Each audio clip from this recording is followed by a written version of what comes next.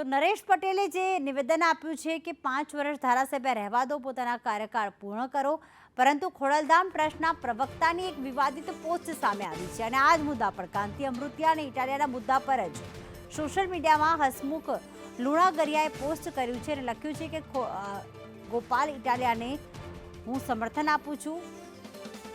માફ કરશો, ખોડલધામ પ્રવક્તાએ આપના ઇટાલિયાને સમર્થન આપ્યું અને કાંતિ અમૃતિયાને પોતાનું કામ કરવાની સલાહ આપી. તો સોશિયલ મીડિયા પર વિવાદિત પોસ્ટ કહી શકાય, કારણ કે જે પ્રવક્તા છે એક પણ બાજુ નથી બોલી રહ્યા. ગોપાલ ઇટાલિયાને એવું કહી રહ્યા છે કે હું તમને સમર્થન આપું છું અને હસમુખ લુણાગરિયા કાંતિ અમૃતિયા જે છે તેમને કહી રહ્યા છે કે તમે પોતાનું કાર્ય કરતા રહો. આખિર તે કોને સમર્થન આપી રહ્યા છે તે ખ્યાલ નથી આવી રહ્યો, જેના જ માટે આ પોસ્ટથી વિવાદિત થયું છે.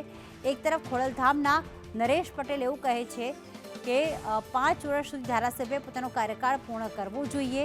મારી પાસે જો આ પ્રશ્ન આવશે તો હું સમાધાન કરાવીશ, પરંતુ અહીંયા જે ખોડલધામના પ્રવક્તા છે તેમણે તો એવું જ કહ્યું છે કે હું ગોપાલ ઇટાલિયાને સમર્થન આપું છું અને સાથે જ જે સલાહ આપી કાંતિ અમૃતિયાને કે તમે પોતાનું કાર્ય કરતા રહો. એટલે કે હવે ખોડલધામના બે અલગ અલગ જે સંગઠનના લોકો છે તે અલગ અલગ ક્યાંક વાત કરી રહ્યા છે, નિવેદન આપી રહ્યા છે, જેના જ કારણે આ વિવાદ સર્જાયો છે.